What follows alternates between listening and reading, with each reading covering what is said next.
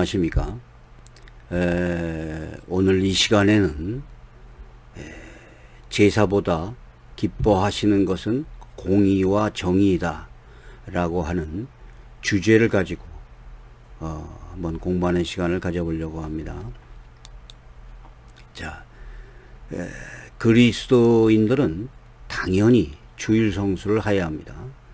그러나 이 주일 성수를 구약의 안식일과 같은 개념으로 설명하거나 혹은 또 주일 성수를 구원의 조건인 것처럼 강조하는 사람들이 있습니다. 또 예배를 구약의 제사와 동일한 것처럼 이렇게 설명하는 사람들도 있죠. 또 심지어 어느 특정한 교회를 나오면 이미 구원을 받은 것처럼 주장하는 곳까지 있습니다. 그러나 구약에서도 제사가 그렇게 중요한 것이 아니라, 제가 물론 주일 성수나 구약에서의 제사가 중요하지 않다라고 말하는 것은 아닙니다. 오해가 없으시기를 바라고, 그 내면에 공의가 더 중요한 것이다 라고 성경이 말하고 있다는 것입니다. 제가 말하려고 하는 것을 다시 한번, 예배가 중요하지 않다는 건 아닙니다. 그리고 일주일에 우리가 한 번 드리는 이 예배보다는 우리 삶 속에서의 공의가 더 중요하다는 것을 말하는 것이며, 예배가 바로 우리 삶 전체가 되어야 한다는 것입니다. 그리고 유형적이고 가시적인 교회 출석이 곧 구원의 종결이 아니다라는 것을 말하려고 하는 것입니다. AD 70년 이스라엘 성전이 그 로마 티투스로부터 붕괴된 이후에 성전의 희생 제사가 없어집니다. 이 제사는 거의 모든 종교에서 나타나는 그 의식으로서 자기의 소유인 동물 혹은 식물, 수확한 것들을 신들에게 바치는 종교적인 의식과 어떤 헌신을 뜻합니다. 성경이 말하는 제사는 인간이 하나님의 형상으로 창조되었으나 타락하여 죽을 수밖에 없는 죄인임에도 불구하고 하나님과 교제할 수 있는 기회를 주신 것입니다.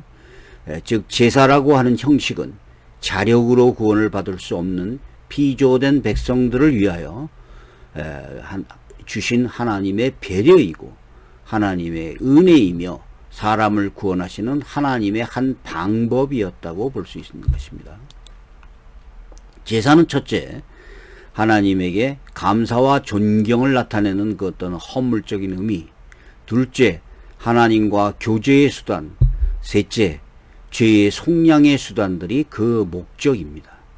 그러한 목적을 달성하기 위하여 제사라고 하는 형식은 그 무엇보다도 제사를 드리는 당사자의 공의가 필요하였고, 그 수단으로서 순종과 믿음이라는 내적 신앙이 강조되었던 것입니다. 지금 제사는 없어졌지만 교회를 출석한다는 이유만으로 죄사함을 이미 다 받았고 구원을 이미 받았다고 생각하는 그리스도인들이 간혹 있습니다.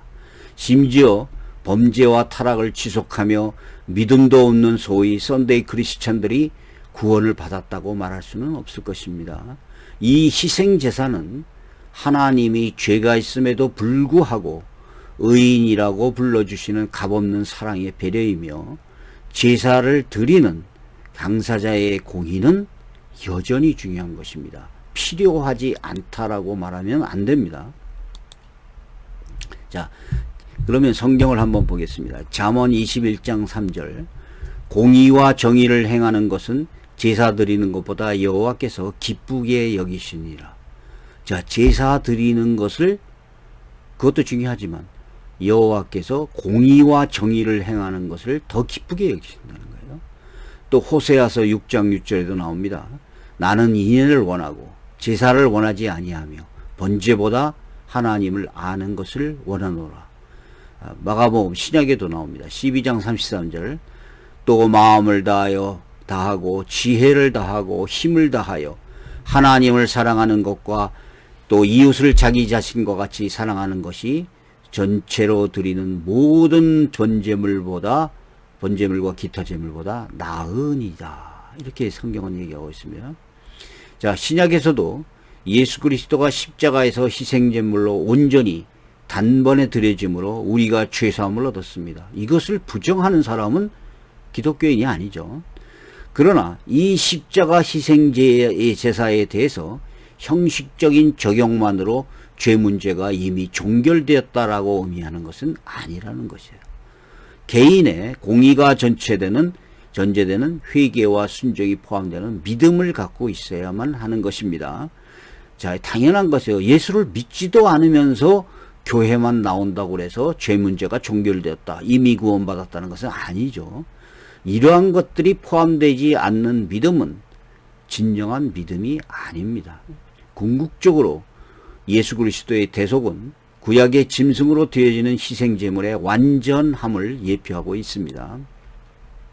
자, 그렇다면 제가 행위권론을 강조하나요? 그것도 아닙니다.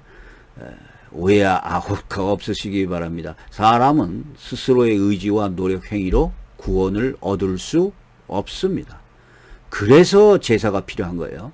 구약의 제사란 당사자의 소유가 되는 짐승의 생명을 대신 증여함으로써 내 대신 죽음의 대가를 치르는 대리적인 방법이었습니다. 이러한 대리적인 죽음의 방법은 무엇보다도 하나님의 긍휼을 전제로 하는 것입니다.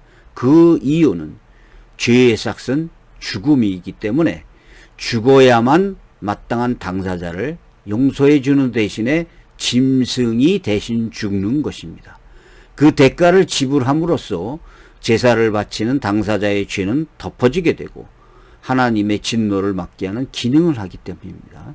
아브라함이 진정한 믿음을 나타내 보였을 때 이삭 대신에 드릴 대속물을 준비하신 여호와 이레의 하나님의 긍휼이 바로 그것이라고 말할 수 있습니다. 구약 제사의 특징은 한 부분이 전체를 대리할 수도 있었고 하나가 다수를 대리할 수도 있는 대리적인 방법입니다.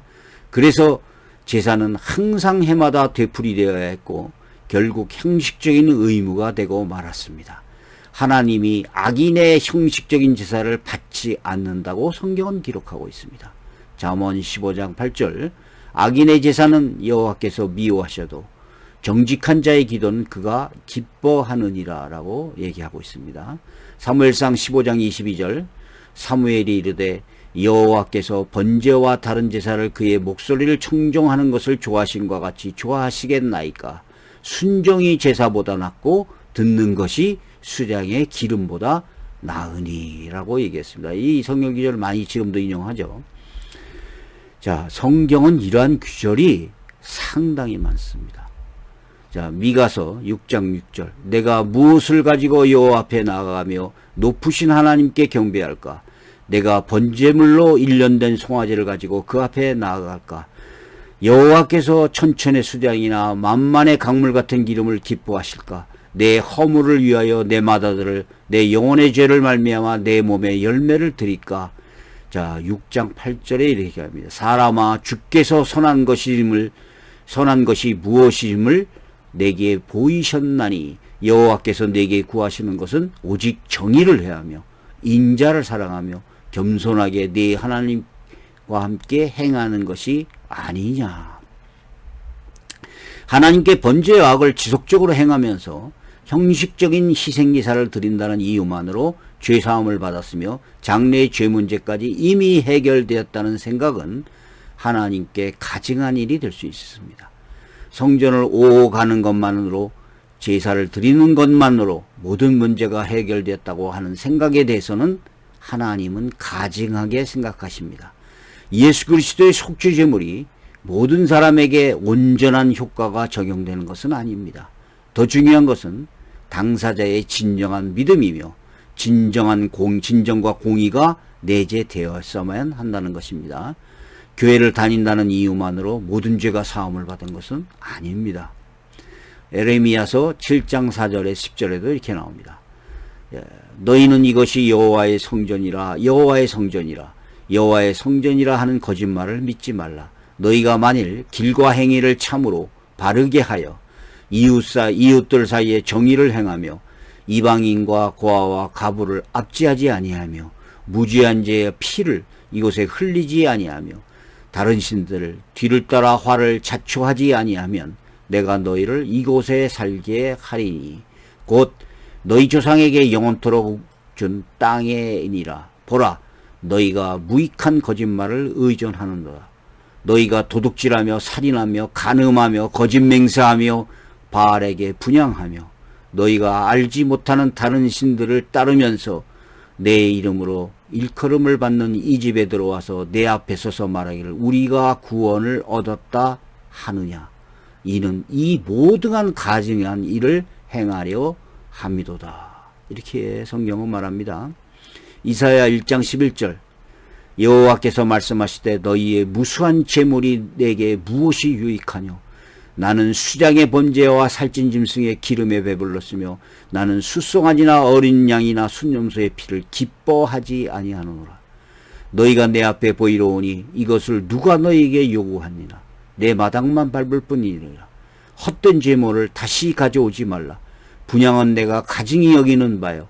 월삭과 안식일과 대회로 모이는 것과 그러하니 성의와 그것도 그러하니 성회와 아울러 악을 행하는 것을 내가 견디지 못하겠노니라. 자, 이런 성경 구절이 상당히 많습니다.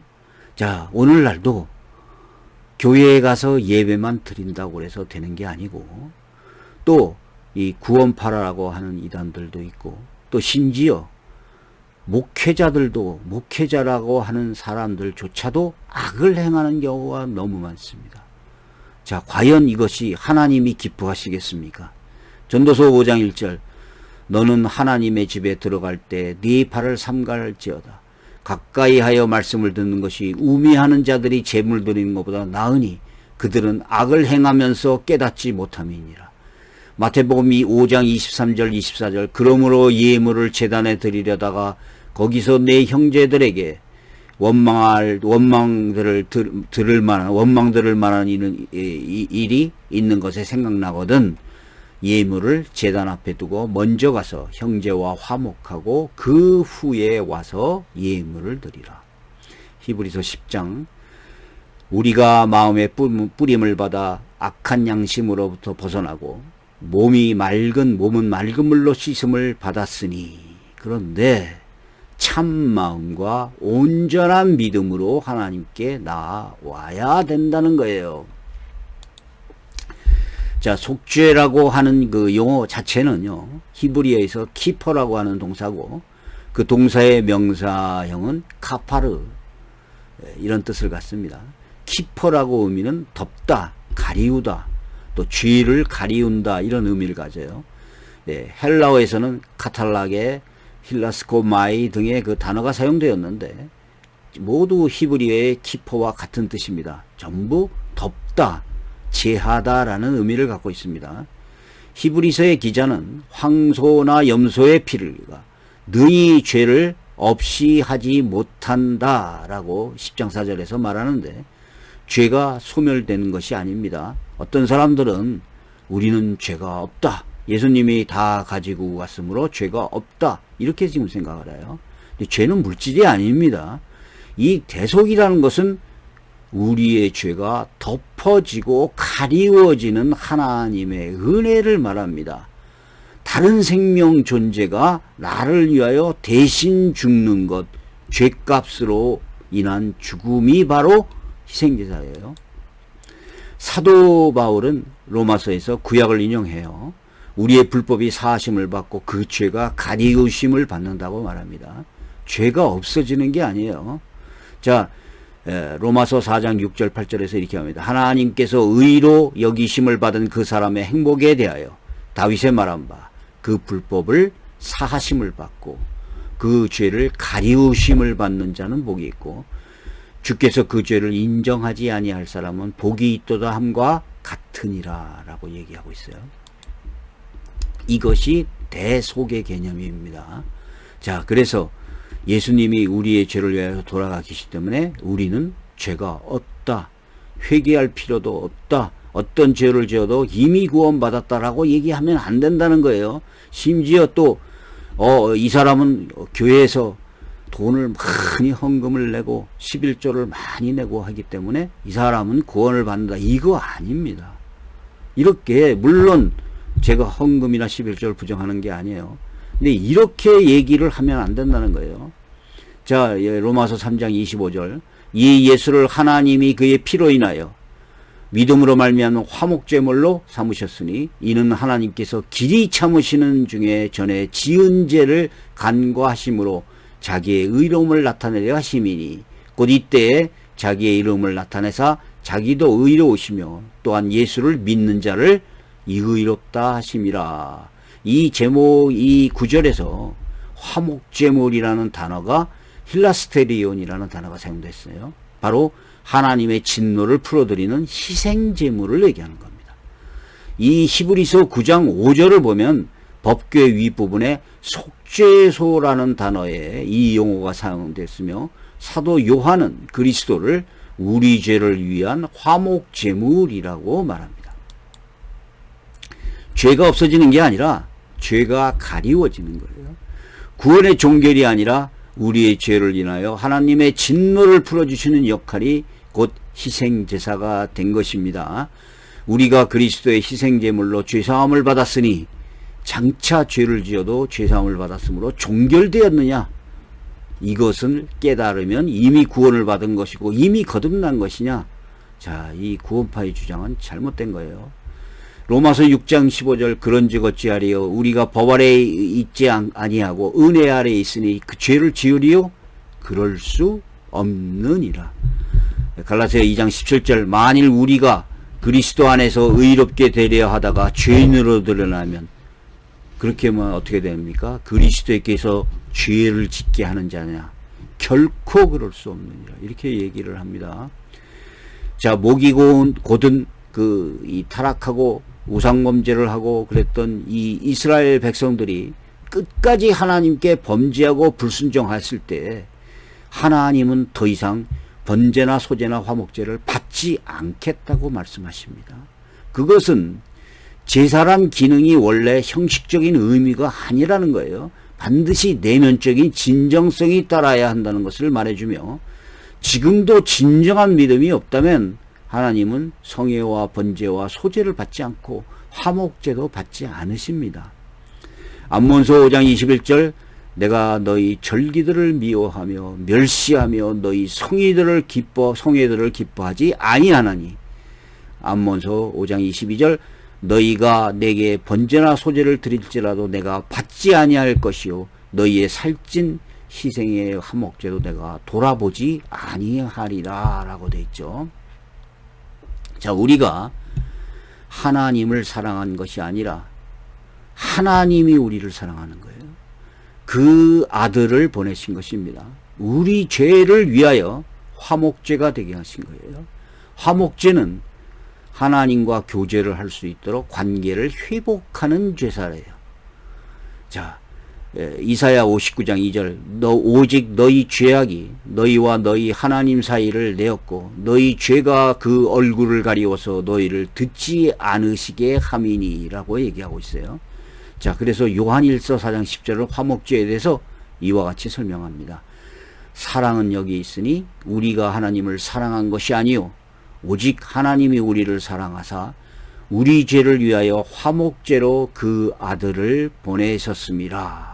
자, 그런데 구약 시절서부터 지금까지 마치 희생제사 그리고 예배 이런 형식적인 것이 바로 우리의 죄를 사하는 것이고 우리가 구원을 받는 것이라고 생각하는 사람들이 많습니다. 자, 심지어는 우리가 어떤 죄를 지어도 이미 구원을 받았기 때문에 아무 문제가 없다라고 얘기하는 사람들도 많아요. 그런데 성경에서는 그렇게 말하지 않습니다. 자, 여기까지 하겠습니다. 감사합니다.